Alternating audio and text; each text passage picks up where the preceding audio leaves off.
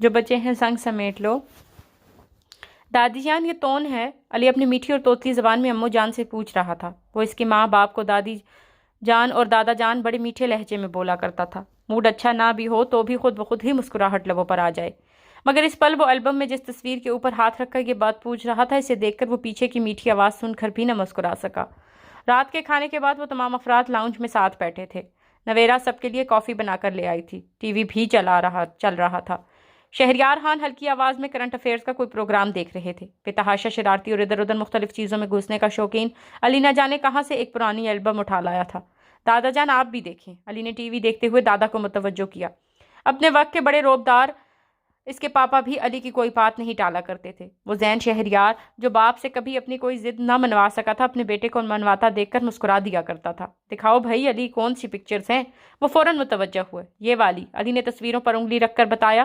شہریار خان مسکرا دیے تھے۔ امو جان علی کے سوالوں کے جواب دے رہی تھی۔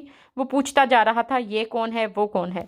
یہ تمہارے دادا جان ہیں، یہ میں ہوں، اور یہ تمہارے پاپا، اور یہ وہ تصویر میں موجود اگلے فرد کا تعارف نہیں کرا پائی تھی۔ یہ اس کے بچپن کے دونوں کی ایک گروپ فوٹو تھی۔ اس نے نگاہیں اٹھا کر ماں کو دیکھا۔ ان کی آواز رند گئی تھی۔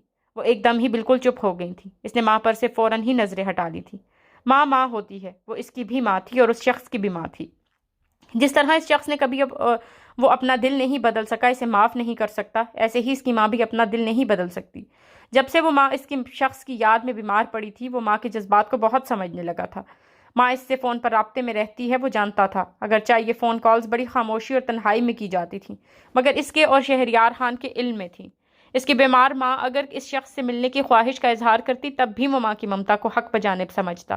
جب سے وہ بیمار پڑی تھی، شہریار خان نے اپنے سخت اور بلچک انداز کو تھوڑا سا تبدیل کر لیا تھا۔ رہ گیا وہ تو اس شخص سے زندگی کے آخری لمحے تک نفرت کرتا رہے گا۔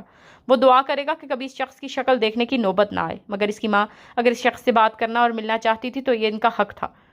دادی جان یہ کون ہے؟ اس کا ذہین بیٹا تصویر میں موجود چوتھے فرد کے بارے میں جاننا چاہتا تھا۔ اس نے نظریں علی، امو جان اور اپنے باپ سے ہٹا کر ٹی وی کی جانب کر لی تھیں، یوں جیسے نہ تو وہ ان کو کچھ سن رہا تھا اور نہ ہی کچھ دیکھا تھا۔ کہ تمہارے پاپا کے بھائی ہیں علی، امو جان نے آہستگی سے کہا تھا۔ ان کی مٹھیاں بھینچ کر رہ گئیں بھائی کے لفظ پر۔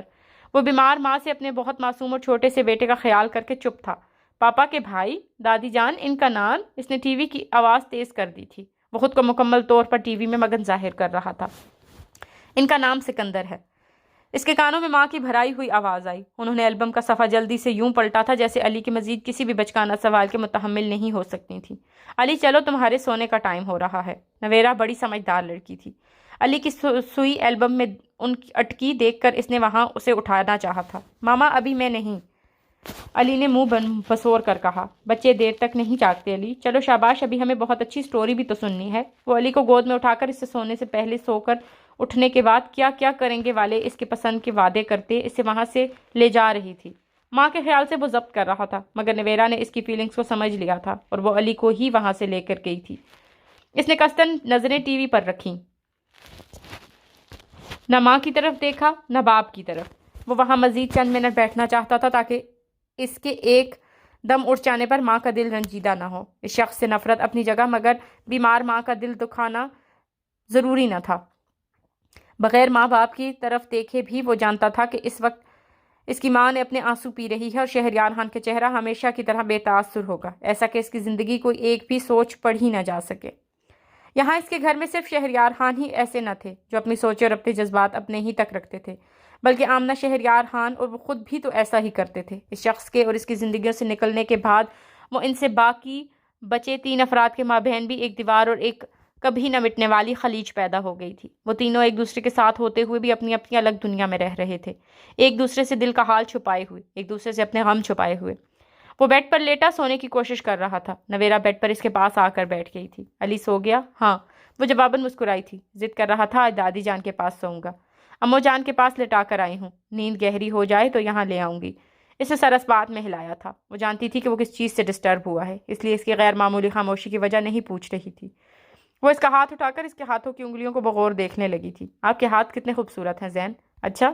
وہ بے ساختہ مسکرایا تھا۔ تمہیں تو میں پورا کا پورا ہی بہت خوبصورت لگتا ہوں، وہ محظوظ ہونے والے انداز میں بولا تھا۔ نویرا 3.5 سال قبل اس کی زندگی میں آئی تھی۔ وہ شہریار خان کے ایک دوست کی بیٹی تھی۔ مگر اس کا انتخاب امو جان نے کیا تھا۔ وہ اس کی شادی کے لیے اصرار امو جان اور شہریار خان دونوں ہی نے کیا تھا۔ ان دونوں کی خواہش تھی کہ اس کی شادی ہو جائے تاکہ اس گھر کا سناٹا دور ہو سکے۔ شادی کبھی نہ کبھی تو کرنی ہی تھی، تو ماں کی خواہش پر کیوں نہیں، ماں کی پسند سے کیوں نہیں؟ اس لیے اس نے اپنی لڑکی کا انتخاب امو جان پر چھوڑ دیا تھا۔ نویرا امو جان کی پسند تھی اور انہوں نے حقیقتاً اس کے لیے ایک بہت ہی اچھی لڑکی کا انتخاب کیا تھا۔ وہ محبتوں سے گندی، نرم ہو اور سب کی پرواہ کرنے والی لڑکی تھی۔ نویرا اور پھر علی کے آ جانے کے بعد اس کے گھر کا سناٹا ٹوٹ گیا تھا، یہاں پھر سے رونق آ گئی تھی۔ نویرا اس کے لیے بہت اچھی بیوی ثابت ہوئی تھی، اس کے والدین کے لیے بہت اچھی بہو اور اس کے بیٹے کی بہت اچھی ماں۔ 12 سال قبل اس گھرانے میں کیا طوفان آیا تھا، ایسی کون سی آندھی آئی تھی جو اپنے ساتھ سب کچھ بہا کر لے گئی تھی، نویرا نہیں جانتی تھی۔ اس نے کبھی پوچھا بھی نہیں، وہ اس نے کبھی بتایا بھی نہیں۔ وہ بس اتنا جانتی تھی کہ اس گھر میں سکندر شہریار کا نام نہیں لیا جاتا، اس کا ذکر نہیں کیا جاتا۔ سو ایک اچھی بیوی اور بہو ہونے کے ناطے وہ اس پابندی کا احترام کرتی تھی۔ بہت حسین، محبت کرنے والی، وفاشار بیوی، پیارا سا بیٹا، کامیاب کیریئر، اس کے پاس وہ سب کچھ تھا جو اس کامیاب اور زندگی سے خوش شخص کے پاس ہونا چاہیے۔ بطور لائر اس کا کیریئر شاندار تھا، اس کی لا فرم اپنے بہت اچھی ریپوٹیشن بنا چکی تھی اور پاکستان کے نمایاں فرمز میں اس کا شمار ہوتا تھا۔ اس کی فرم کے کراچی کے ساتھ ساتھ اسلام آباد، لاہور اور کوئٹہ میں بھی دفاتر تھے۔ UK اور چائنا میں بھی اس کی فرم کئی نمایاں فرمز کے ساتھ مل کر کئی اہم کیسز پر کام کر رہی تھی۔ شہریار خان ریٹائرمنٹ کے بعد اپنے خاندانی بزنس کو سنبھال رہے تھے۔ اس نے ان کے ساتھ کاروبار میں شامل ہونے کے بجائے اپنی لا فرم اسٹیبلش کی تھی۔ شہریار خان اور امو جان اس سے پہلے ہی امریکہ سے واپس آ چکے تھے۔ وہ اپنی لا کی ڈگری مکمل کر کے ان کے پاس پاکستان چلا آیا تھا۔ جہاں اس کے ماں باپ رہنا چاہتے تھے وہ بھی وہیں رہنا چاہتا تھا۔ ساری زندگی امریکہ میں گزارنے کے باوجود امریکہ اس کے لیے اہم نہیں تھا۔ اس کے لیے اہم وہ جگہ تھی جہاں اس کے ماں باپ رہنا چاہتے تھے۔ وہ ایک کامیاب انسان تھا، اسے زندگی سے خوش ہونا چاہیے تھا، مگر نہ جانے وہ پورے دل سے خوش کیوں نہیں ہو پاتا تھا۔ آپ کو بھی میں خوبصورت لگتی ہوں کیا نہیں لگتی؟ نویرا اسے خیالوں سے کھینچ لائی۔ اس کا ہاتھ ابھی بھی نویرا کے ہاتھ میں تھا۔ تم مجھے بہت خوبصورت لگتی ہو۔ لگتی کیا ہو، تم ہو ہی بہت خوبصورت۔ بہت دنوں کے بعد میری تعریف کر رہے ہیں تو یہ بھی کہہ دیں کہ آپ مجھ سے محبت کرتے ہیں۔ کافی عرصہ ہو گیا آپ کو یہ بات کہے ہوئے۔ جہاں تک مجھے یاد پڑتا ہے آپ نے آخری بار آئی لو یو نویرا علی کے پیدائش کے دن بولا تھا۔ وہ شرارتی سے انداز میں بولی۔ وہ کہا لگا کر ہنس پڑا۔ 2.5 سال گزر گئے، یہ تو بہت بڑی زیادتی ہو گئی میری طرف سے۔ اوکے تو مسز نویرا زین شہریار، میں آپ سے بہت پیار کرتا ہوں، آئی لو یو۔ وہ اس کی طرف جھک کر بولا۔ وہ اس کے لیے بہت اہم تھی، اس کے بیٹے کی ماں تھی۔ وہ اس کی بہت پرواہ کرتا تھا۔ وہ پورا کا پورا نویرا کا تھا، 100% اس کے ساتھ مخلص، وفادار، مگر اپنے دل پر اس کی گرفت نہ تھی، نہ اس کے دل کے کسی ایک گوشے میں آج بھی وہی لڑکی بسی تھی جس سے اسے محبت کرنا سکھایا تھا، جس نے اسے محبت کیا ہوتی ہے بتایا تھا۔ وہ مریم پتہ نہیں آج کہاں ہوگی، کیسی ہوگی، اس نے شادی کی ہوگی یا نہیں، وہ خوش ہوگی اپنی زندگی میں کہ نہیں، وہ کچھ بھی نہیں جانتا تھا۔ وہ اسے یاد بھی نہیں کرتا تھا، وہ کسی سے اس کا ذکر بھی نہیں کرتا تھا، مگر 12 سال بعد بھی اسے بھلا نہیں سکا تھا۔ سچی محبت تو زندگی میں ایک بار ہوتی ہے، صرف ایک بار۔ وہ جہاں کہیں بھی تھی، جیسی بھی زندگی گزار رہی تھی، مگر اسے یقین تھا وہ اسے بھول نہیں پائی ہوگی، اسے یاد کرتی ہوگی، جس طرح اس کے دل سے اس کی محبت نہیں نکل پائی تھی۔ وہ ایک کلائنٹ کے ساتھ لنچ کر کے باہر نکلا تھا۔ آفیشیل نوعیت کے اس لنچ پر پروفیشنل گفتگو ہی رہی تھی۔ کلائنٹ سے خوش اخلاقی سے مسافہ کر کے وہ اپنی گاڑی کی طرف بڑھ رہا تھا۔ کئی طرح کے دفتری کاموں میں اس کا ذہن الجھا ہوا تھا۔ ابھی آفس پہنچتے ہی اسے ایک اور میٹنگ اٹینڈ کرنی تھی، پھر اپنی سیکرٹری سے ایک اہم کانٹریکٹ ٹائپ کروانا تھا۔ ایک دوسری کمپنی کے اس کمپنی کے ساتھ مرجر کا معاہدہ تھا جسے وہ ڈرافٹ کر کے اپنی میز پر چھوڑ آیا تھا۔ ان تمام آفیشیل باتوں کو سوچتے ہوئے وہ گاڑی کا دروازہ کھول رہا تھا جب اس کے نزدیک سے سرخی مائل براؤن بالوں والی ایک لڑکی گزری۔ لیزا، بے اختیار اس کے لبوں سے مدھم آواز میں نکلا تھا۔ لڑکی اس کے نزدیک سے بہت تیزی سے گزرتی ہوئی چلی گئی تھی۔ وہ ٹھیک سے اس کا چہرہ نہیں دیکھ سکا تھا، مگر وہ لیزا ہی تھی، وہ جانتا تھا وہ لیزا تھی۔ اس کے بال سرخی مائل براؤن تھے، سلکی تھے۔ وہ لیزا تھی۔ وہ دوحہ میں کیا کر رہی ہے یہ وہ بعد میں اس سے پوچھے گا، پہلے اس سے مل تو لے۔ لیزا، اس نے اسے پکارا تھا، مگر تب تک وہ لڑکی بہت تیزی میں سامنے نظر آتے شاپنگ مال میں داخل ہو چکی تھی۔ اس نے اس کی پکار نہیں سنی سی، وہ بے ساختہ اس کے پیچھے آیا تھا۔ وہ شاپنگ مال کے اندر داخل ہوا تو black colour capri pant, red colour کی اسٹائلش ٹاپ کے ساتھ پہنے وہ اسے پراپر اوپر جاتی نظر آئی۔ اتنی دور سے چلا کر آواز دینا مناسب نہیں تھا۔ وہ تقریباً بھاگتا ہوا ایسکیلیٹر پر چڑھا تھا۔ وہ مال کی پہلی منزل پر اترا تو اسے سامنے ایک زنانہ ملبوسات کی شاپ میں داخل ہوتے دیکھا۔ اس نے اپنے قدموں کی رفتار انتہائی تیز کر دی تھی۔ ہائے لیزا، وہ نیل پالش سے سجے اپنے خوبصورت ہاتھوں سے ہینگر میں ٹنگے مختلف ملبوسات کو آگے پیچھے کر کے دیکھ رہی تھی۔ جب اس کے قریب پہنچ کر وہ بولا، لڑکی نے حیرت سے سر اٹھا کر اسے دیکھا۔ آپ نے مجھ سے کچھ کہا؟ وہ انگریزی میں بولی۔ اس پر شدید ترین مایوسی اور پھر شرمندگی کا حملہ ہوا۔ وہ تو کوئی اور تھی، آئی ایم سوری، میں آپ کو کوئی اور سمجھا تھا. I am extremely sorry. It's okay. وہ اخلاقاً ہلکا سا مسکرائی تھی جیسے اس کی غلط فہمی سمجھ گئی ہوں. وہ اسے دیکھتا اس کے پاس سے ہٹ گیا تھا. وہ یورپین تھی، شاید اسپینش یا پھر اٹالین.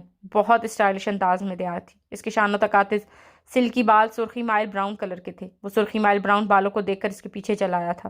کیا ہر یورپین لڑکی جس کے سلکی بال شانوں تک آتے ہیں سرخی مائل براؤن کلر کے ہوں گے؟ وہ اس کے پیچھے یوں ہی دوڑا دوڑا پہنچے گا. اپنی حماقت پر اسے غصہ آیا تھا. یہ ایک انتہائی احکامانہ اور بچکانہ حرکت تھی. وہ شاپنگ مال سے واپس نکل آیا تھا مگر وہ لیزا کیوں نہیں تھی؟ وہ گاڑی میں بیٹھ رہا تھا. چاؤ سینیور سکندر، اس کے نزدیک سے آواز آئی. وہ بے اختیار گھوما. لیزا. وہاں پر کوئی بھی نہیں تھا. وہ پچھلے کافی دنوں سے اس کی باتوں اور اس کی یادوں کے ساتھ بہت خوش تھا مگر اس سرخی مائل براؤن بالوں والی یورپین لڑکی کو دیکھ کر وہ بہت بے چین اور بے قرار ہو گیا تھا. وہ لڑکی لیزا کیوں نہیں تھی؟ وہ کیوں اور تھی؟ وہ لیزا بھی تو ہو سکتی تھی. جب لیزا محمود روم لندن فلورنس ہر جگہ گھوم پھر سکتی تھی تو دوحہ بھی تو آ سکتی تھی. وہ لیزا کیوں نہیں تھی؟ لیزا محمود دوحہ کیوں نہیں آئی تھی؟ وہ بجے دل سے فلورنس جانے کی تیاری کر رہا تھا. فلورنس میں اپنی 4 روزہ ایگزیبیشن کے بعد اسے لندن واپس چلے جانا تھا. اس کی چھٹیاں اب ختم ہو جانی تھیں. پھر لندن میں واپس اس کی روٹین لائف شروع ہو جانا تھی. کالج، فلیٹ، پینٹنگز، مصروف زندگی، ٹف شیڈیول. نینی اس کے واپس جانے پر ہمیشہ کی طرح دل گرفتہ تھیں. چھٹیوں کے آغاز پر جب وہ یہاں آئی تھی تو کھل جاتی تھی. جیسے جیسے اس کی واپسی کے دن قریب آتے جاتے وہ چپ چپ سی رہنے لگتی تھی. حالانکہ لندن جا کر بھی وہ ان سے فون پر روزانہ نہیں تو پھر ایک آدھ دن چھوڑ کر تو بات کرتی تھی مگر وہ اسے پھر بھی یہاں مس کرتی تھی. وہ پیکنگ میں اس کی مدد کر رہی تھی. لندن جا کر اپنا خیال رکھنا لیزا. اس کا سامان رکھتے رکھتے وہ اس سے بولی تھی. میں اپنا خیال رکھوں گی نینی. اس نے مسکرا کر انہیں یقین دلایا. وہ جانتی تھی نینی اسے یہ سمجھانا چاہتی ہے کہ سکندر کو بھلا کر زندگی کو نئے سرے سے شروع کرے. گرما کی تعطیلات میں ملے اس پردیسی اور اجنبی کو پردیسی اور اجنبی ہی سمجھ کر بھلا دے. کاش بھلا دینا اتنا آسان ہو جاتا. میں اوپر سے اپنا سامان لے آؤں. مسکرا کر نینی کو اپنے بہت مضبوط ہونے کا یقین دلاتی وہ کمرے سے نکلی تھی. لانگ روم میں رکھے فون کی گھنٹی بجی تھی. اس نے کال ریسیو کی. وہ سیم تھی. کیسی ہو لیز؟ میں ٹھیک ہوں. تم اپنا سناؤ. کیا تم فلورنس آ رہی ہو؟ بہن کی آواز سن کر دل خوش ہوا. وہ مسکرائی تھی. لیز میرا پورا ارادہ تھا فلورنس آنے کا مگر ہاشم کے کزن کی بیٹی کی شادی ہو رہی ہے دبئی میں. میں ہاشم کے ساتھ وہ شادی اٹینڈ کرنے دبئی جا رہی ہوں.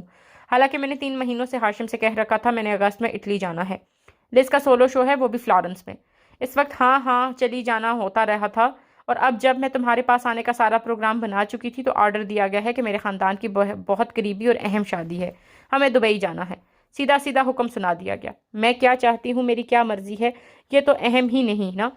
لیز میں تم سے سچ کہتی ہوں زندگی میں کبھی بھول کر بھی کسی پاکستانی مرد سے شادی مت کرنا. یہ بیوی کو ڈیکوریٹ کرنے کا کوئی موقع ہاتھ سے جانے نہیں دیتے. میں اپنی بہن کے پاس اتنی خوشی خوشی جانے کی کیوں تیاری کر رہی ہوں؟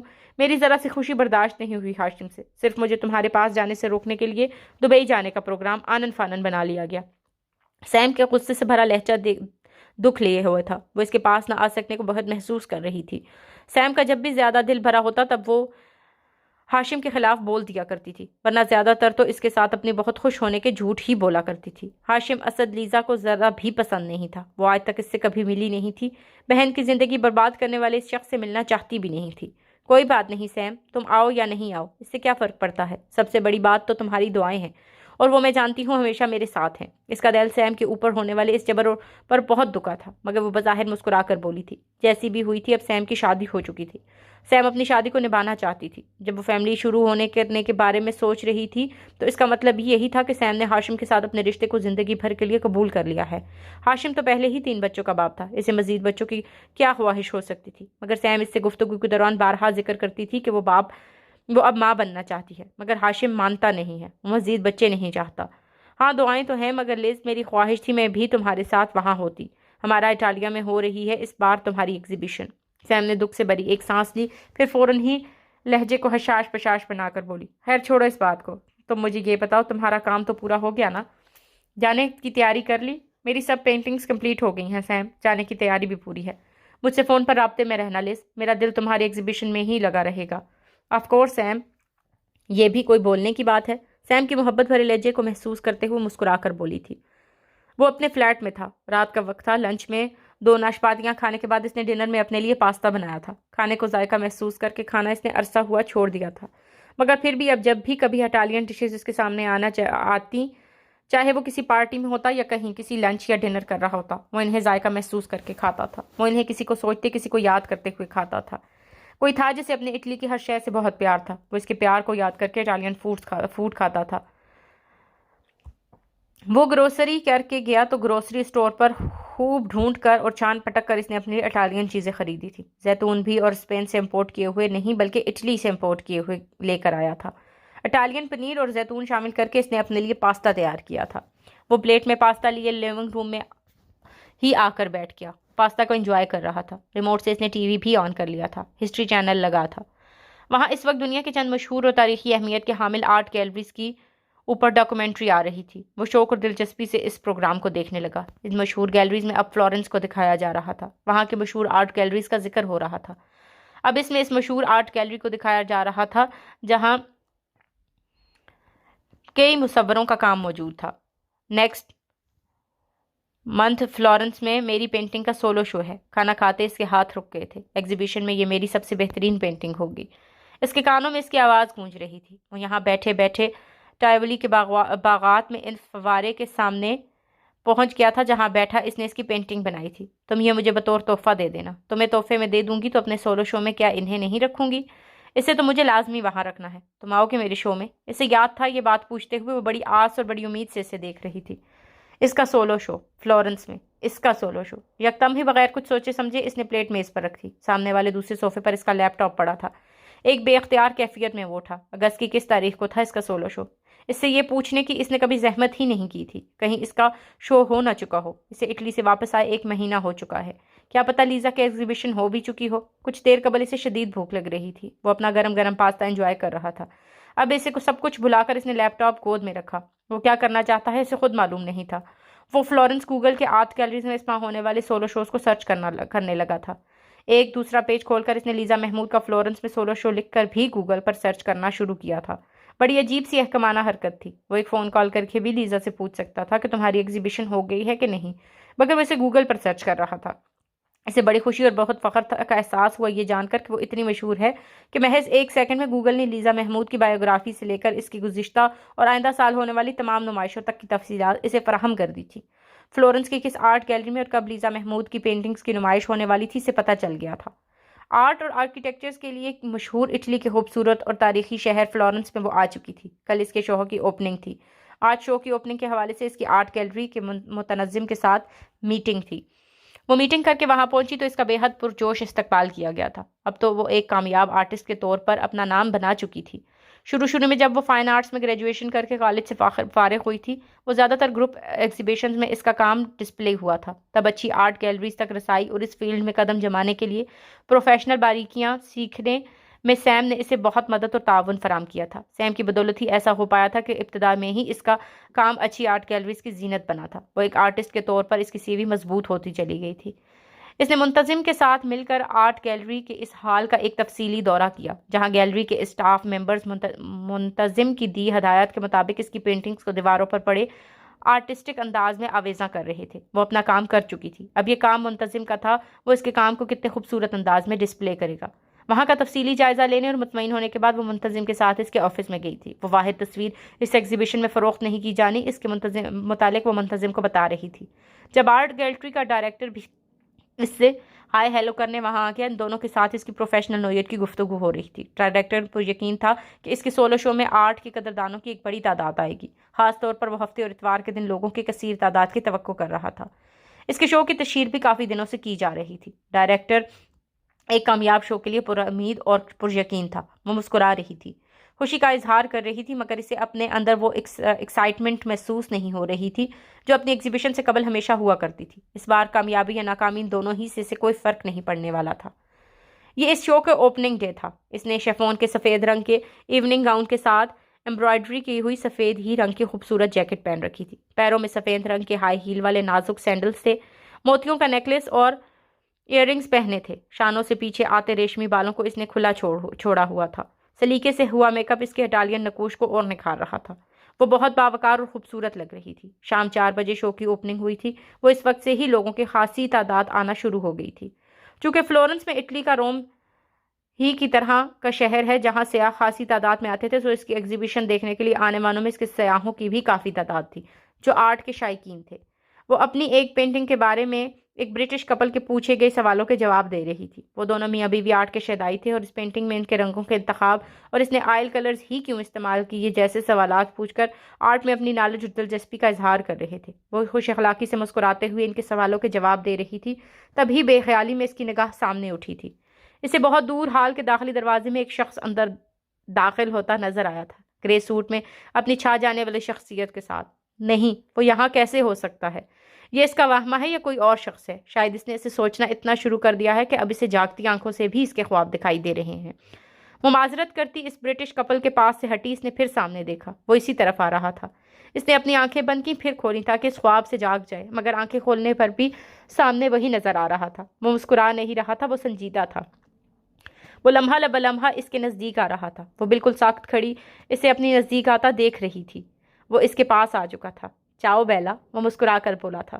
سکندر، حیرت اور بے یقینی کے سبب اس کے لبوں سے کچھ اور نہیں نکل سکا تھا۔ دیکھو، تقدیر نے ہمیں پھر ملا دیا، وہ مسکرا کر بولا۔ وہ حیرت سے گنگ یکٹک اس کے چہرے کو دیکھ رہی تھی۔ تم نے بتایا تھا نا فلورنس میں تمہارا سولو شو ہوگا، میں نے سوچا آ کر دیکھوں اپنی مشہور آرٹسٹ ہونے کا جو روب جماتی ہے اس میں کچھ سچائی بھی ہے یا صرف باتیں بناتی ہے۔ وہ اب بھی چپ چاپ اس کے چہرے کو بے یقینی سے دیکھے جا رہی تھی۔ اسے تو لگا تھا وہ اسے کھو چکی، وہ اس سے بچھڑ چکا، اب عمر بھر وہ اسے کبھی نہیں ملے گا، مگر زندگی اتنی بھی سنگ دل اور کٹھور نہیں تھی۔ کیا ہو لیزا، کیا تم مجھے یہاں دیکھ کر خوش نہیں ہوئی؟ اس کی مسلسل خاموشی کو دیکھ کر سکندر نے قدرے سنجیدگی سے پوچھا۔ خوشی تو بہت چھوٹا، بہت معمولی سا لفظ تھا اس کی دلی کیفیات کا اظہار کرنے کے لیے۔ خوشی کو تو ابھی میں نے محسوس کرنا شروع بھی نہیں کیا، ابھی تو میرا حیران ہو رہی ہوں، مجھے اپنی آنکھوں پر یقین ہی نہیں ہو رہا۔ ایسا لگ رہا ہے میں خواب دیکھ رہی ہوں۔ ابھی آنکھ کھلے گی تو تم یہاں نہیں ہوگے، پہلے مجھے یہ یقین آ جائے کہ تم حقیقت میں میرے سامنے ہو، پھر خوشی کا سوچوں گی۔ وہ بے اختیار اپنے دل کی بات کہہ بیٹھی تھی۔ اسے اس پل خود پر، اپنی زندگی پر بے پناہ پیار آ رہا تھا۔ جسے کھو دیا تھا زندگی نے اسے پھر سے اس کے سامنے لا کر کھڑا کر دیا تھا۔ اس کا دل چاہ رہا تھا وہ ابھی اسی وقت نینی کو فون کرے، سیم کو فون کرے، ان دونوں کو بتائے کہ وہ اس وقت کیسا محسوس کر رہی ہے۔ سکندر شہریار اس کے سامنے کھڑا ہے، اس کے اتنے نزدیک کھڑا ہے، وہ اسے ہاتھ بڑھا کر چھو سکتی ہے۔ خوشی اور بے یقینی نے گھل مل کر اس کی آنکھوں میں آنسو جمع کر دیے تھے۔ وہ خود کو سنبھال رہی تھی۔ یہاں اس وقت اس جگہ کھڑے ہو کر وہ کوئی بھی جذباتی حرکت ہرگز نہیں کر سکتی تھی۔ اس کا گلا رند سا گیا تھا۔ وہ سکندر سے نارمل سے انداز میں کچھ کہنا چاہ رہی تھی، کوئی بھی ایسی بات جسے یہ ظاہر ہو سکے کہ وہ اسے دیکھ کر خوش ہے۔ سکندر بغور اسے دیکھ رہا تھا۔ ابھی وہ بولنے کے لیے کوئی مناسب سا جملہ ترتیب دے ہی رہی تھی کہ مقامی آرٹ اسکول کے کچھ نوآموز مصوروں کا ایک گروپ اس کے پاس آ گیا۔ ان میں سے چند ایک کو صرف اس کا آٹوگراف چاہیے تھا، جبکہ باقیوں کو کچھ پینٹنگ کے بارے میں سے چند سوالات کرنے تھے۔ اس نے پریشان سا ہو کر سکندر کو دیکھا۔ وہ یہاں سے ہٹی اور وہ چلا گیا تو پھر اس بار وہ اسے کھو دینے کا تصور تک نہیں کر سکتی تھی۔ اپنے ایگزیبیشن، آرٹ گیلری اور یہاں آئے آرٹ کے قدردانوں سے ایک دم ہی سب کچھ برا لگنے لگا۔ اپنے اور اس شخص کے بیچ حائل ہوتی دیوار لگنے لگا۔ وہ جانتی تھی کہ اس پل اس کے چہرے پر الجھن اور پریشانی صاف پڑی جا سکتی ہے۔ سکندر اسے کشمکش میں مبتلا دیکھ کر آسانیت سے بولا، تم جاؤ لیزا۔ وہ اس سے اردو میں مخاطب ہوا تھا۔ اس نے بھی جواب اردو میں ہی دیا تھا، مگر تم، وہ کسی قیمت پر اس کے پاس سے جانا نہیں چاہتی تھی۔ ایک بار کھو کر وہ اسے پھر مل گیا، یہ اس کی خوش قسمتی ہے۔ اب کی بار کھو دیا تو پھر کیا پتا کبھی ملے نہ ملے۔ تم اطمینان سے سب سے ملو، بات چیت کرو، میں تمہاری پینٹنگز دیکھ رہا ہوں، میں یہی ہوں۔ وہ دھیمی مسکراہٹ کے ساتھ بولا، وہ جیسے بادل نخواستہ اس کے پاس سے جا رہی تھی۔ وہ آہستہ قدموں سے چلتا ہوا لیزا کی تمام پینٹنگز دیکھ رہا تھا۔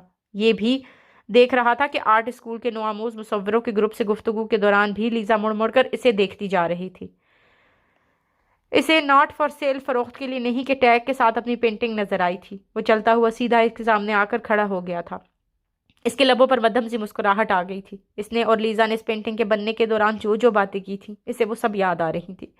اسے ٹیبولی یاد آ رہا تھا۔ اچھی لگ رہی ہے نا میری تمہاری پینٹنگ؟ اسے پیچھے لیزا کا کھڑا ہونا محسوس ہوا تھا۔ ہاں بہت۔ وہ تصویر سے نظریں ہٹانے لگا۔ چلو کہیں باہر چلتے ہیں، وہ اس سے بولی تھی۔ اس بار اسے گردن گھما کر اسے دیکھنا پڑا تھا، مگر ابھی ایگزیبیشن کا ٹائم ختم نہیں ہوا۔ اس نے گھڑی میں وقت دیکھا تھا۔ کوئی فرق نہیں پڑتا، میں انفارم کر دیتی ہوں، تھوڑی دیر کے لیے باہر جا رہی ہوں۔ اس لڑکی کے لیے اپنی تصاویر کی نمائش، جس کی نہ جانے وہ کب سے تیاریاں کر رہی تھی، جس کے لیے اپنی نہ جانے کتنی راتوں کا سکون اور نیند اس نے قربان کی تھی، غیر اہم ہو چکی تھی۔ اگر کچھ اہم تھا تو سکندر شہریار۔ وہ چند لمحے ٹکٹکی باندھے لیزا کے چہرے کو دیکھتا رہا۔ وہ اس کے جواب کی منتظر تھی۔ یہ تمہارے شو کا اوپننگ ڈے ہے، بہت سے لوگ تم سے ملنے آئے ہیں، تمہارا اس طرح ایگزیبیشن چلے جانا نامناسب ہے. تم اطمینان سے یہاں سب سے ملو، سب کو وقت دو. ابھی تو اگلا 1-1.5 گھنٹہ میں تمہاری پینٹنگ کو دیکھ رہا ہوں. اتنا بھی آرٹ کا ناقدردان نہیں. میں اپنے دوست لیزا محمود کے آرٹ کو دیکھنا اور سراہنا چاہتا ہوں. اس کے بعد بھی اگر آج کا شو ختم ہونے میں کچھ وقت باقی بچا تو میں آرٹ گیلری کے کیفے میں جا کر بیٹھ جاؤں گا. وہ دیکھ رہا تھا کہ لیزا فوراً اس سے اختلاف کرتے ہوئے کچھ کہنا چاہتی ہے. اسے ڈر ہے کہ کہیں وہ پھر سے واپس نہ چلا جائے. میں تم سے ملے بغیر، تم سے باتیں کیے بغیر، تم مجھ سے کیا کہنا چاہتی ہو یہ سنے بغیر یہاں سے کہیں نہیں جاؤں گا. شو کا ٹائم ختم ہو تو کیفے میں آ جانا. اس بار جیسے لیزا کو اس کی سچائی کا یقین آ گیا تھا. وہ ہلکا سا مسکرائی تھی. وہ اتنی ہی پیاری لگ رہی تھی جتنی ہمیشہ لگا کرتی تھی. وہ صرف اس کو ہی اتنی پیاری لگتی تھی یا ہر کسی کو یوں ہی اس لڑکی سے محبت ہو جاتی ہوگی، وہ جانتا نہیں تھا. سینیور سکندر، وہ مسکرا کر بولتی ہوئی اس کے پاس سے ہٹ گئی. وہ بڑی تسلی سے لیزا کی ہر پینٹنگ کو دیکھ رہا تھا. گاہے بگاہے وہ لیزا کو بھی دیکھ رہا تھا، جو کبھی کسی سے گفتگو کرتی نظر آتی تو کبھی کسی سے.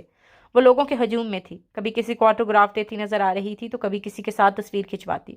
کبھی کسی کے سوالوں کے جواب دیتی. اس کی نگاہیں ملتی. وہ نگاہوں میں نرم سا تاثر لیے اسے دیکھ کر مسکراتا. جواباً لیزا اسے یوں دیکھتی جیسے ابھی تک بے یقینی کا شکار تھی کہ اس کی یہاں موجودگی پر. وہ لوگوں کی تعریفوں ستائشوں کو سنتے رہنے سے زیادہ اس کے پاس آنے کے لیے بے چین نظر آ رہی تھی. 9 بجے شو کا ٹائم ختم ہونا تھا اور وہ صرف لیزا کی پریشانی اور الجھن کا خیال کر کے وہاں 9 بجے تک رکا رہا تھا. وہ کئی بار گھوم بے کر لیزا کی ہر پینٹنگ کو تقریباً حفظ کر چکا تھا. اس نے لیزا سے کیفے میں جا کر بیٹھنے کی بات کی تھی اور لیزا نے اس پر کوئی اعتراض بھی نہیں کیا تھا، مگر پھر بھی اسے لگا تھا کہ وہ اس کی نگاہوں سے اوجھل ہوا تو وہ شو کے ختم ہونے کے وقت تک یہاں ٹھہر نہیں پائے گی. اس کے پیچھے پیچھے چلی آئے گی. یہ لیزا محمود کا دن تھا. اس کے نہ جانے کتنے مہینوں کی محنت کا ثمر آج اسے مل رہا تھا، اس صورت میں کہ ایک بڑی تعداد میں لوگ اس کی تصاویر کو دیکھنے، اس کی آرٹ کو سراہنے کے لیے آ رہے تھے. اس نے خود آرٹ گیلری کے کریٹر کو کسی سے بہت خوشی سے یہ کہتے سنا تھا کہ اس کی توقع سے بڑھ کر لوگ نمائش دیکھنے آ رہے ہیں. آرٹ کے نقاد، صحافی اور آرٹ کے قدردان لیزا کو سراہ رہے تھے. لوگ اس کی پینٹنگز منہ مانگے دام پر خریدنے کو بے قرار تھے. وہ اس خاص دن اور خاص موقع کو لیزا کے لیے بہت خاص رہنے دینا چاہتا تھا. اس کی خواہش تھی وہ اپنی کامیابی کو پوری طرح انجوائے کرے. اس کا مسکراتا چہرہ دیکھ کر، اسے خوشی سے سرشار سا دیکھ کر اسے بہت خوشی ہو رہی تھی. اسے کئی بار لگا جیسے وہ اپنے کامیاب سولو شو پر نہیں بلکہ سکندر شہریار کے اس شو میں آ جانے پر خوش ہے.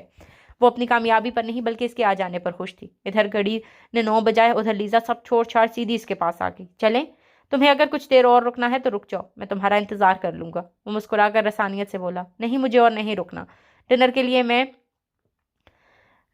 کریٹر سے بہت ہی معذرت کر چکی ہوں. میں نے کافی دیر پہلے بتا چکی ہوں کہ میں ایک بہت خاص گیسٹ آئے ہیں، مجھے ڈنر ان کے ساتھ کرنا ہے. وہ اس کی طرف دیکھ کر مسکرا کر بولی. چلو پھر. ان دونوں نے باہر جانے کے لیے ایک ساتھ قدم بڑھائے تھے. وہ دونوں آرٹ گیلری سے باہر نکل آئے تھے. فلورنس میں بھی اسے سیاح اس طرح نظر آ رہے تھے جیسے روم میں نظر آتے تھے. آرٹ گیلری کے آس پاس کئی تاریخی عمارتیں، چرچ اور قدیم و خوبصورت فاؤنٹینز موجود تھے. تم نے مجھے بتایا ہی نہیں کہ تم اس ماہ فلورنس آ رہے ہو. اسے خود 2 دن پہلے تک پتہ نہیں تھا کہ وہ دوبارہ اٹلی آنے والا ہے. وہ ایک ریسٹورنٹ کے پاس آ کر رک گیا تھا. ریسٹورنٹ کے باہر بھی میزیں لگی تھیں تاکہ جو لوگ ادھر ادھر بکھرے تاریخ اور فلورنس کی خوبصورتی کو سراہتے ہوئے کھانا کھانا چاہتے ہیں وہ ایسا کر سکیں. کیا خیال ہے یہاں بیٹھ کر کھا لیں؟ بجائے لیزا کے سوال کا جواب دینے کے اس نے کھانے کی بات چھیڑی. لیزا نے خوشی خوشی مسکراتے ہوئے سر اس بات میں ہلایا تھا. وہ دونوں ایک میز پر بیٹھ گئے تھے. وہاں سے آس پاس کی تاریخی عمارتیں اور فوارے بڑی خوبصورت لگ رہے تھے. تمہارے شو کی اوپننگ تو بڑی کامیاب رہی ہے. اسے لیزا سے پوچھنے کی ضرورت نہیں تھی کہ وہ کیا چیز شوق سے کھاتی ہے. اس کی پسند کی ڈشز اسے ازبر تھیں اور وہ انہیں آرڈر کر چکا تھا. ہاں، وہ شو کی کامیابی پر بس اتنا ہی خوش تھی کہ ہاں کہہ دینا اسے کافی لگا تھا. اس کی اصل دلچسپی اس بات میں تھی کہ سکندر شہریار یہاں کیسے آ گیا ہے. تم نے بتایا نہیں تمہارا فلورنس آنا کیسے ہوا؟ اور سکندر شہریار لیزا محمود کے حسین چہرے کو اپنی نگاہوں کی گرفت میں لیے خود اپنے آپ سے یہ سوال کر رہا تھا کہ وہ یہاں فلورنس میں کیا کر رہا ہے. کیا آفس کے کسی کام سے یہاں آئے ہو؟ اسے خاموش دیکھ کر لیزا نے مزید پوچھا. اس کے سامنے اس کا کھانا سرو کیا جا چکا تھا. اس کا دل چاہا تھا وہ لیزا سے جھوٹ بول دے کہ ہاں، میں یہاں کسی میٹنگ یا کانفرنس کی شرکت کے لیے آیا ہوں. مگر زندگی میں جو ایک واحد سچا رشتہ، ایک سچی محبت اس سے اس وقت ملی تھی جب وہ زندگی محبت ہی سے نا امید ہو بیٹھا تھا. کیا اس سے جھوٹ بولا جا سکتا تھا؟ کیا وہ لیزا محمود سے جھوٹ بول سکتا تھا؟ اس کی زندگی میں سچی ہنسی، سچی خوشی، سچی محبت، بلکہ زندگی ہی کو واپس لانے والی لڑکی سے وہ مرتے دم تک جھوٹ نہیں بول سکتا تھا. کیا وہ اس سے محض اس لیے جھوٹ بول دے کہ سچ بول کر خود کو اس پر عیاں نہیں کرنا چاہتا تھا؟ نہیں، وہ لیزا کے ساتھ اپنے رشتے کی سچائی اور خوبصورتی کو صرف خود کو عیاں کرنے کے لیے خود سے خوف سے کم نہیں کر سکتا تھا. میں یہاں آفس کے کام سے نہیں آیا. وہ آہستہ اور سنجیدگی سے بولا. ابھی ان دونوں نے کھانا کھانا شروع نہیں کیا تھا۔ میں فلورنس خاص طور پر تمہاری وجہ سے آیا ہوں، تمہارا سولو شو دیکھنے اور تم سے ملنے، تمہیں مبارکباد دینے۔ اس نے لیزا کے چہرے پر پہلے حیرانی، پھر خوشی اور پھر خوشی سے سرشار مسکان بکھری دیکھی تھی۔ تم سچ کہہ رہے ہو؟ میں بالکل سچ کہہ رہا ہوں۔ میں یہاں صرف اور صرف لیزا محمود سے ملنے آیا ہوں۔ میں نے گوگل پر تمہارے شو کی جگہ اور تاریخ سرچ کی تھی۔ میں نے 2 دن پہلے بالکل آنن فانن اچانک فلورنس آنے کا پروگرام بنایا ہے۔ وہ اس کی خوشی اور بے یقینی محسوس کر کے مسکرا کر بولا۔ کیوں؟ وہ براہ راست اس کی آنکھوں میں جھانک رہی تھی۔ اب وہ اسے کیا بتاتا کہ وہ ایک جادوئی سی قوت کے زیر اثر یہاں چلا آیا ہے، بغیر کسی ارادے اور کسی سوچ کے اس کا دل اسے یہاں اٹھا لایا ہے۔ اس کے دل نے اسے سوچنے اور سمجھنے کی مہلت تک نہیں دی تھی۔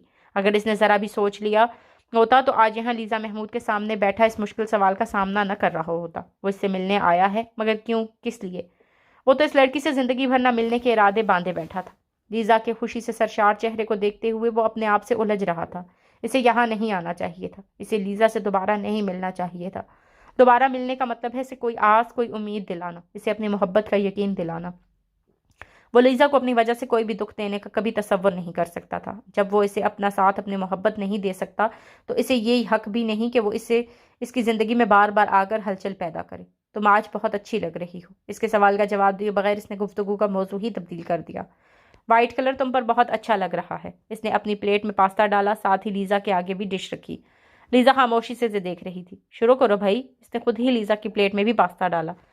اس نے کھانا شروع کر دیا تھا مگر وہ اسے دیکھ رہی تھی، اس طرح سنجیدگی اور خاموشی سے۔ اس کی آنکھوں میں بہت سارے سوال تھے۔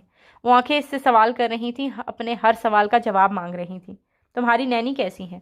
وہ جان کر انجان بن رہا تھا۔ اسے لیزا کی آنکھوں میں موجود سوالوں سے ڈر لگ رہا تھا۔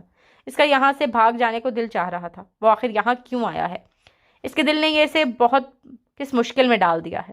ٹھیک ہے، لیزا نے اس کے کہنے پر کھانے کا ایک نوالا لیا۔ وہ سنجیدہ نگاہوں سے اسے دیکھ رہی تھی، جبکہ وہ اس کی نگاہوں میں چھپے سوالوں سے نگاہیں چراتا کھانا کھانے میں یوں مگن تھا گویا آج اس وقت ان دونوں کے درمیان سب سے اہم بات ساتھ بیٹھ کر کھانا کھانا ہی تھی۔ تم آج ہی آئے ہو؟ ہاں، اور ایئرپورٹ سے سیدھا تمہارے پاس تمہاری ایگزیبیشن میں چلا آیا۔ جو سوچ رہا تھا وہ اس سے بولا نہیں جا سکا تھا۔ ہاں، آج ہی آیا ہوں اور کل صبح واپس چلا جاؤں گا۔ وہ لیزا کو دیکھ کر دوستانہ انداز میں مسکرا رہا تھا۔ تمہاری ایگزیبیشن تو میں دیکھ آیا ہوں، بہت اچھی جا رہی ہے۔ یہ بتاؤ سولو شو کے اتنے کامیاب آغاز پر کیسا محسوس کر رہی ہو؟ تم مجھ سے وہ کیوں نہیں کہتے سکندر جو کہنا چاہتے ہو، جو میں تمہارے لبوں سے سننا چاہتی ہوں؟ تم اپنے سب کام، ساری مصروفیات چھوڑ کر میری خاطر دوحہ سے فلورنس آ سکتے ہو تو اپنے دل کی بات کیوں نہیں کر سکتے؟ لیزا کی آنکھیں اسے پکار پکار کر کہہ رہی تھیں۔ وہ اس کے لبوں سے ایک اظہار سننے کی متمنی تھی۔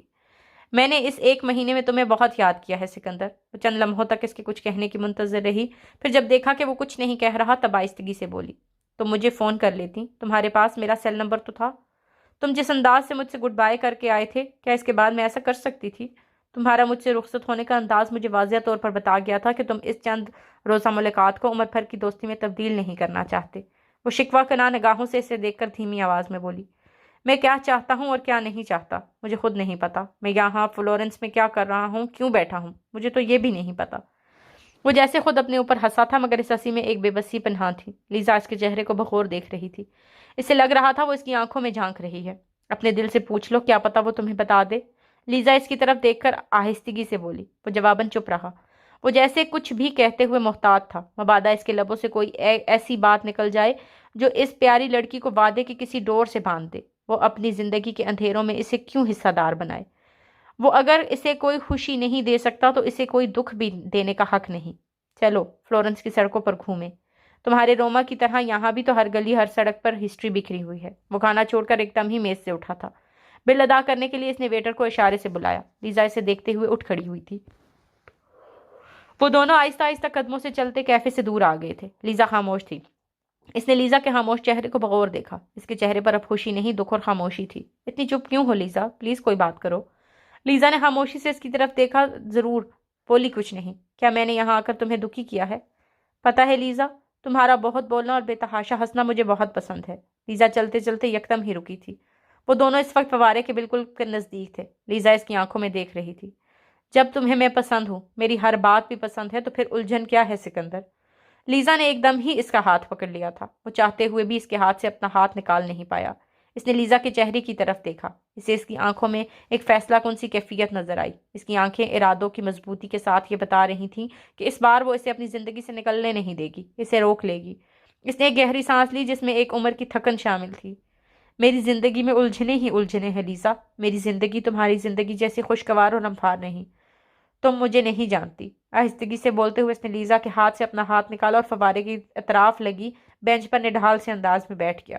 وہ لیزا کی طرف دیکھ نہیں رہا تھا، وہ سر جھکائے زمین کو گھور رہا تھا۔ اس کا لیزا کا اپنے برابر بیٹھنا محسوس کیا تھا۔ تمہیں جتنا جاننا میرے لیے ضروری تھا میں تمہیں اتنا جانتی ہوں سکندر۔ میں جانتی ہوں کہ میرے ساتھ بیٹھا یہ شخص ایک سچا اور کھرا انسان ہے۔ یہ ساتھ ہوگا تو مجھے زندگی سے اپنے لیے اور کچھ بھی نہیں چاہیے ہوگا۔ یہ میری حفاظت کرے گا، یہ میری بہت پرواہ کرے گا، یہ مجھ سے بہت محبت کرے گا۔ اس کے بارے میں کچھ بھی جاننے بنا اتنا بھروسہ تو اس کے بہت اپنوں نے بھی اس پر نہ کیا تھا۔ اس نے تلخی سے سوچا، تم مجھے اپنا اتنا اچھا مت سمجھو لیزا۔ میری سچائی وہ نہیں جو تمہیں دکھتی ہے۔ میں اتنا اچھا ہرگز نہیں جتنا تم سمجھتی ہو۔ بہت سیاہ، بہت داغدار ہے میرا وجود۔ میرے قریب آؤ گی تو میرے وجود کی سیاہی تمہیں بھی اپنی لپیٹ میں لے لے گی۔ اس نے اب بھی نظریں اٹھا کر لیزا کو نہیں دیکھا تھا۔ وہ اسی طرح زمین کو آتا دیکھ آہستہ آواز میں اپنی ہتھیلی اس کے سامنے رکھ لی۔ وہ بغور اس کی ہتھیلی کو دیکھ رہی تھی۔ سخت کام اور بے تحاشا محنت و مشقت نے اس کے ہاتھوں کو کسی راج مزدور، کسی پلمبر، کسی کارپینٹر کے ہاتھوں جیسا سخت اور کھردرا بنا دیا تھا۔ برسوں کی مشقتیں اس کے ہاتھوں سے واضح تھیں۔ لیزا نے شاید اس چیز کو پہلے بھی کبھی محسوس کر رکھا تھا، تبھی بجائے کچھ پوچھنے کے اس نے آہستگی سے بے حد نرمی سے اس کی ہتھیلی پر اپنی انگلیاں پھیری تھیں۔ تمہیں زندگی نے بہت دکھ دیے ہیں نا سکندر، اس لیے اب تم زندگی سے خفا ہو۔ تم خوش نہیں ہونا چاہتے، تم ہنسنا نہیں چاہتے، تم زندگی سے خوشیوں سے منہ موڑ لینا چاہتے ہو۔ اس نے بے اختیار نگاہیں اٹھا کر اسے دیکھا تھا۔ تم جانتی ہو اپنا کمال، تمہارے ساتھ تمہارے روما میں پورے 12 سال بعد ہنسا تھا۔ مجھے رنگ اچھے لگنے لگے تھے، مجھے زندگی اچھی لگنے لگی تھی، میرا خوش ہونے کو جی چاہنے لگا تھا۔ تمہاری سنگت میں پورے 12 سال کے بعد میں خوش ہوا تھا، ہنسا تھا۔ کوئی جادو ہے تم میں جو مجھے بہت پیچھے فلورنس تک کھینچ لایا ہے۔ وہ کہے بنا رہ نہیں پایا تھا۔ وہ اتنی نرمی سے اس کے سخت اور کھردری ہتھیلی پر اپنی انگلیاں پھیر رہی تھی جیسے اس کے زخموں سے چور چور وجود کا ہر درد سمیٹ لینا چاہتی تھی۔ جب تمہیں میرے ساتھ خوشی ملتی ہے تو پھر مشکل کیا ہے سکندر؟ پلیز میرے اور اپنی زندگی کو مزید مشکل مت بناؤ۔ میں تمہارے بغیر نہیں رہ سکوں گی۔ پلیز لیزا، اس طرح کی باتیں مت کرو۔ میں ایک تھکا ہوا اور ناکام انسان ہوں۔ میرے اندر زندگی کی امنگ ختم ہو چکی ہے۔ میرے پاس تمہیں دینے کے لیے مایوسیوں کے سوا کچھ بھی نہیں۔ مجھے تمہارے پاس یہاں نہیں آنا چاہیے تھا۔ تمہاری پرسکون زندگی کو ڈسٹرب کرنے کا مجھے کوئی حق نہیں۔ اگر میں تمہیں کوئی خوشی نہیں دے سکتا تو دکھ بھی نہیں دینا چاہتا۔ وہ بہت تکلیف سے بول رہا تھا۔ تم نے آج یہاں آ کر مجھے میری زندگی کی سب سے بڑی خوشی دی ہے سکندر۔ میری محبت یک طرفہ نہیں، مجھے یہ اطمینان دیا ہے۔ جس سے مجھے محبت ہے وہ میری خاطر میری محبت میں اپنے سب کام چھوڑ کر دوحہ سے یہاں آیا ہے۔ میں خوشی سے پاگل ہو رہی ہوں۔ تم کہتے ہو تم نے مجھے دکھ دیا ہے، مجھے ڈسٹرب کیا ہے۔ وہ لیزا کے منہ سے محبت کا لفظ سن کر پریشان ہو گیا۔ اس لفظ کو ہمارے درمیان مت لاؤ لیزا، پھر جب میں تمہیں چھوڑ جاؤں گا تو یہ لفظ کسی دوسرے شخص کا ساتھ قبول کرنا تمہارے لیے بہت مشکل بنا دے گا۔ اس کا لہجہ ایک ہارے ہوئے ناکام شخص کا لہجہ تھا۔ وہ زندگی کے ہر محاذ پر پہلے ہی شکست تسلیم کر چکا تھا۔ تم مجھے کیوں چھوڑ جاؤ گے؟ اس سے یہ سوال پوچھتے وقت لیزا کا لہجہ بھرایا تھا۔ اس لیے کہ میرے پاس تمہیں دینے کے لیے کچھ بھی نہیں ہے۔ تم ہو نا، میرے لیے تمہارا ہونا ہی سب کچھ ہے۔ وہ ایک پل اسے کھو دینے کے خوف سے پریشان لگنے لگتی تو اگلے پل یوں لگتا وہ پر یقین ہے کہ وہ اسے روک لے گی۔ وہ اس لڑکی کی اس محبتوں کا حقدار نہیں، کیسے سمجھائے اسے؟ جذباتی باتیں مت کرو لیزا، سمجھنے کی کوشش کرو۔ جو تم سوچ رہی ہو وہ کبھی نہیں ہو سکتا۔ وہ جھنجھلائے ہوئے انداز میں قدرے خفگی سے بولا۔ کیوں نہیں ہو سکتا؟ لیزا کا اس جھنجھلاہٹ کے جواب میں پرسکون انداز تھا۔ اس لیے کہ میں تمہارے قابل نہیں۔ میری ظاہری وجود اور میرے وجود موجودہ زندگی پر نہ جاؤ۔ میرا باطن داغ داغ ہے، میرا ماضی بڑا بھیانک ہے۔ برسوں ہوئے میری فیملی مجھے ڈسون کر چکی ہے، سوائے میری ماں کے جو کبھی کبھی مجھ سے فون پر بات کر لیتی ہے۔ میرے گھر کا کوئی فرد میری شکل دیکھنا تک گوارا نہیں کرتا۔